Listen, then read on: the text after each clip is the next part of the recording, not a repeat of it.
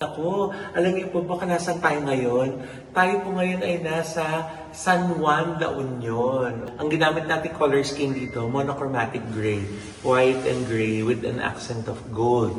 So dito, we changed the color of all the cabinets, yung turnover na cabinets, tapos in-extend namin yung kitchen. Tapos, mamaya ko na nga i-explain. Nalika na-excite na akong ipakita sa inyo. So, let's go inside! Ito na pa yung itsura ng unit ngayon. Let's go!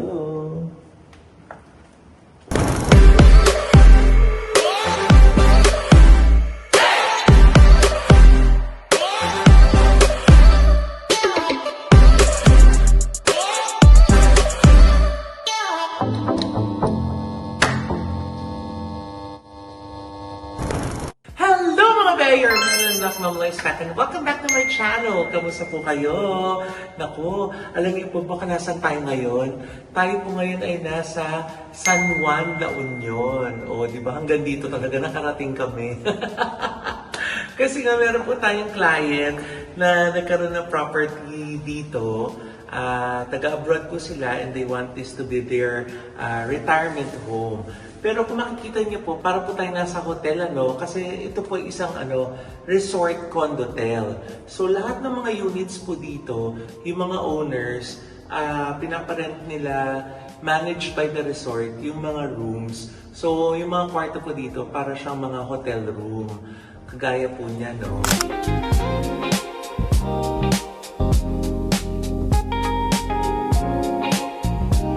So yung client po namin, ang pinili po niya, bare unit, kasi nga, ang balak niya is titirahan nila to, hindi nila to ipaparent. So ang naging project brief nila sa amin is number 1, titirahan nila. Number 2, gusto nila maging homey, kasi nga livable. So hindi lang siya yung hotel room. Pero syempre gusto pa rin nila na medyo hotel feels, di ba? Hindi naman nawawala sa request ng mga kliyente natin na may condo unit. Number 3, mahilig siya sa gray. So, ang ginamit natin color scheme dito, monochromatic gray. White and gray with an accent of gold. Tapos number 3, nag-request siya mamaya ng isang orange. Nag-isang orange doon sa loob ng unit. Makikita nyo kung ano yan. Request niya yon. So dito, we changed the color of all the cabinets, yung turnover na cabinets, tapos in-extend namin yung kitchen. Tapos, mamaya ko na nga i-explain. Nalika na-excite na akong ipakita sa inyo. So let's go inside! So nakita nyo na po yung before, ay itsura ng bare unit. Ito na pa itsura ng unit ngayon. Let's go! Yay!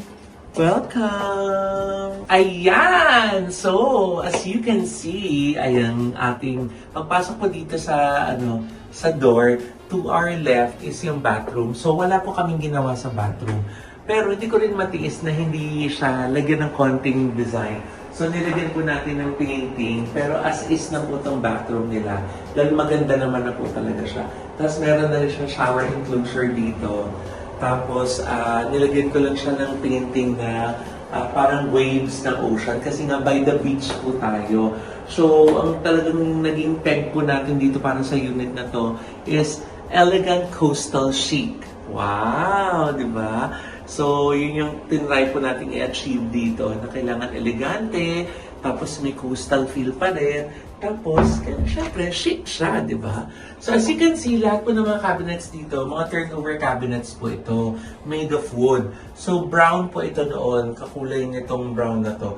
So, dahil gusto ng client natin ng white na kitchen, so, dinuko-finish po natin itong lahat ng mga cabinets na to from inside hanggang outside. So, nakaduko finish po yan. Tapos, ayun, meron pang safety deposit box, di ba? Part po yan ng package ng, ng hotel. Tapos, andito, yan, naglagay tayo dito ng washing machine. Okay? So, dito yung kanilang washing machine. Tapos, dati, yung mga units po kasi dito, itong under dito, nandito yung ref. So, dahil dito, wala na tayong ref, ang ginawa po natin, pinalitan natin yung countertop, white marble design. Tapos, dati wala itong cooktop at saka range hood. So, nilagyan natin siya ng induction stove at saka ng range hood. Tapos, naglagay tayo dito ng microwave. Tapos, dito pa rin yung sink nila. So, change lang po natin. Ang ginawa natin dito, in-extend kasi dati dito lang yung natatapos eh. So, nilagyan natin ng additional dito na cabinet para magkaroon ng bahay itong ating ref. Ayan, so, itong ref natin, pinrovide din po natin yan. Usually, dito lang kasi dahil nga hotel siya, personal ref, dati nasa ilalim lang yan ng cabinet. So, in-extend natin siya hanggang dito. Okay? So, after niyan, meron po tayo ditong divider. Okay? Pero, gusto kasi ng client na meron siyang additional na sleeping area. Kaya ang ginawa natin, nag-provide tayo dito ng sofa bed po siya. So, na-assemble siya. Good for 2. Tapos, meron tayo ditong dining table. Kasi nga, dito sila titira. So, importante na meron silang dining table. So, yung dining table natin, pwede natin siyang iusog para malatag yung sofa. So, gaya ng mention natin kanina, dahil ang gusto yung client is gray, so lahat ng walls dito, pastel gray na color. Tapos gusto kasi niya nung merong wall cornice na parang dun sa mga British colonial design. Kasi nga taga-Amerika sila. So most mga houses kasi di ba sa States may mga wall cornice. Siguro kaya nagustuhan ni client na maglagay tayo ng wall cornice. So dito I chose a painting na medyo beach pa rin yung feel. Kasi nga by the beach po tayo. So ayan, ang accent color na pili natin sa gray and white is gold. Kaya ang pinili ko rin dito na chandelier para sa dining table is gold po siya. Ayan, gold na may crystal. Cute na, social. Tapos itong ating table, ang pinili ko na table is gray din na shade. Kasi nga, gusto ko different shades of gray lang siya. So, we kept the kitchen white. Tapos all the rest dito ng mga pieces of furniture, pinili po natin siya maging gray tone. So, nag-set up lang tayo dito ng dinnerware for 4 kasi naglagay din tayo ng additional seating dito na 2 gray chairs na katerno din ng ating sofa bed. Yan. So, ang isa pang ginawa natin dito para medyo lumaki yung space, ginawa natin mirror yung isang wall. Yan. Itong side na to, ginawa natin siyang mirror para nado-double yung view, di ba? Mas mukhang malaki pa yung unit. Actually, nung ginagawa namin to, sabi namin na parang limited yung space. Pero talagang nakaka-amaze pag nasukat mo ng tama yung mga pieces of furniture at saka mga appliances na ilalagay mo sa unit.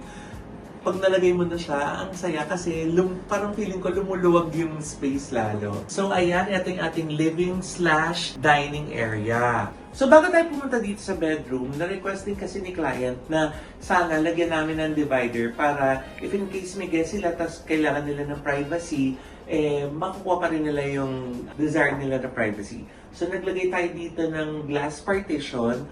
So, hindi siya clear kasi syempre gusto nila may privacy. So, frosted siya. Pero, two-way siya. So, pwedeng lahat mapunta din sa kabilang side, pwedeng lahat mapunta din sa kabila. So, ayan. Pag gusto nila na quiet moment nila together, isasara lang nila to. Ayan.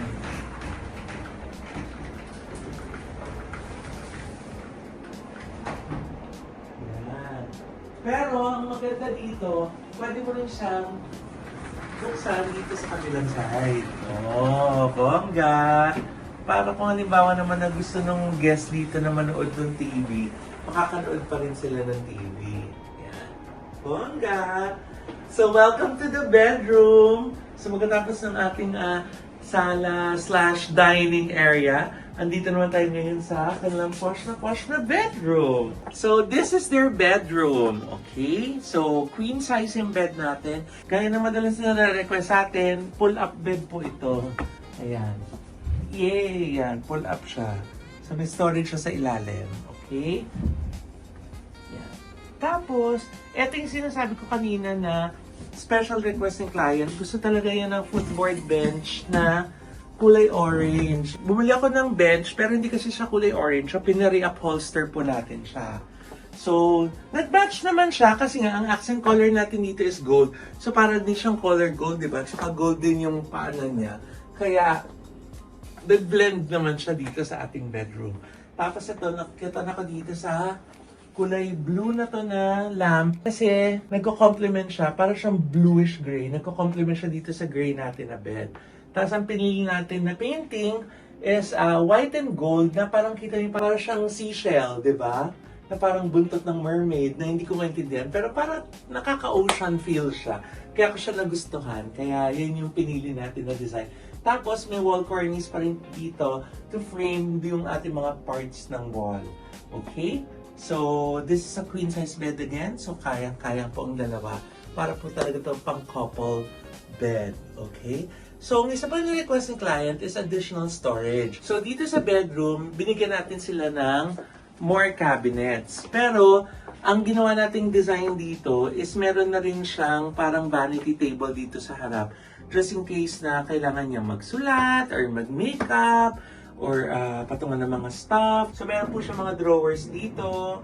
Ayan, na soft close. Tapos naglagay tayo dito ng 55-inch TV para nakakanood sila habang nakahiga. Tapos nga, yun nga, meron pa tayo additional dito na closet. Ayan, closet and more drawers. Ayan, may mga more drawers pa tayo dito para sa kanila mga stuff, di ba?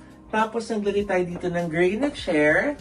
Okay, para kay madam. Yun nga, para pag nagsusulat si ma'am dito at gusto niyang mag-ayos-ayos, meron siyang vanity table. Tapos syempre, ang ating cortina, courtesy of Cleta Suwayan, ang pinsan ni Joseph Poco, di ba? Ang ating exclusive. Wow! Exclusive si Cleto. Ating exclusive curtain maker, curtain provider. At syempre, blackout curtain po ito na may sheer curtain din. Kasi nga, para kung halimbawa gusto mo yung natural light coming inside, pero ayaw mo ng sobrang tapang, naka-sheer curtain lang siya. Going out to the veranda. Oh, bongga. Tapos yung veranda, overlooking na sa ocean to your left. Tapos yung may cityscape dyan sa harapan. Okay. Ayan. Okay. Tapos, ang ginamit natin dito na light fixture, katero rin siya nung ating nasa dining area. Pero hindi na ako nag-chandelier dito kasi pag naka-open po ito, lalo na pag daytime, sobrang lakas ng hangin. So, baka gumalaw-galaw lang siya. So, which shows yung fixed na light fixture for their bedroom. Tapos, naka-center din kasi siya dito sa bedroom area. So, ganda niyang focal point para dito sa ating room. So, ito na ang ating elegant coastal chic condo unit para sa ating pong client na couple from the US. Na ito talaga yung gusto nilang maging retirement home nila dito sa kanilang bayan sa La Union. Ayan! Ako, isang unit na naman pong natapos natin. Isa na namang dream home ang nabigyan natin ng katuparan para sa ating po mga minamahal na clients. Thank you so much, Miss Juvie and Sir Andy, for all the trust. And of course, I'd like to congratulate my angels, ang aking La Vida Creatives angels. Syempre, headed yan ni Joshua, ni Rixie. Headed yan syempre ni Joshua, tsaka ni Rixie, yung aming naging site supervisor dito sa La Union. At the rest of our team, sila Architect Jenna, tsaka si Engineer Renz. Thank you so much for helping us realize this dream space for our client. And syempre, kung gusto niyo rin po kami maging katuwang sa pag-realize ng inyo po mga dream homes, offices, o kahit anong space na gusto niyo pong maayos, ayan, kasi deserve niyo po yan ng isang maayos na space. Contact niyo lang po kami sa La Vida Creatives. You can visit our social media accounts or email us at lavidacreatives19@gmail.com or mamaloydecor@gmail.com. Ayan, sasagot naman po kami dyan as soon as possible. Pasensya na po doon sa hindi kami minsan nakakasagot, lalo na nung mga nagdaang mga linggo, dahil alam niyo naman po yung nangyari na na-hospital po si Daddy hanggang sa tuluyan nga po niya tayong iniwan na, kaya medyo nagkaroon po kami ng backlog sa pagsagot ng mga inquiries nyo. Pero we hope po for your understanding and patience, and we are trying to get back to each email one after the other. Kaya maraming salamat po. Pati dun sa mga nag-email na nagkakagusto dun sa mga napapanood nilang mga condo vlogs namin. Thank you so much po. At lalo po kami na-excite na mag-create ng mga beautiful spaces para po ma-share din po namin sa inyo. Anyway, thank you so much to ND Skin Beauty and Wellness Center for our skin, face, body, and wellness. Nandiyan po sila sa Mara Ignacia, tapat lang po ng ABS-CBN. Sa ground floor po ng Grandia Place para po sa inyong mga drips, facials, at iba pa po mga treatments. Book an appointment now. At syempre, ang aming dental care, courtesy of Dr. JC Solis of Gorgeous Smile Dental Clinic. Kaya po gorgeous ang aming mga ngiti. Dahil alagang Doc JC Solis yan at Miss Ara. Maraming salamat po. Thank you also to Doc Jessica D of Ideal Vision. 203 branches na po sila nationwide. Kaya i-visit nyo na po ang Ideal Vision para sa inyong mga eyewear, sunglasses, contact lenses. Nako, dyan na po kayo sa Ideal Vision. Nail cocktails for our nail care. Nandyan lang po sila sa Tomas Morato sa Bellagio Building sa second floor po. Nako, grabe rin po mag-alaga ang nail cocktails. Naku, talaga marirelax po kayo pag nandyan kayo. Dahil deserve niyo rin pong ipamper ang sarili niyo for a mani-pedi and foot spa. Oh, di ba? At syempre, Anytime Fitness po sa Hemadi Square Branch. Para naman po dun sa mga gusto mag-exercise any time of the day. Naka-open po sila 24/7.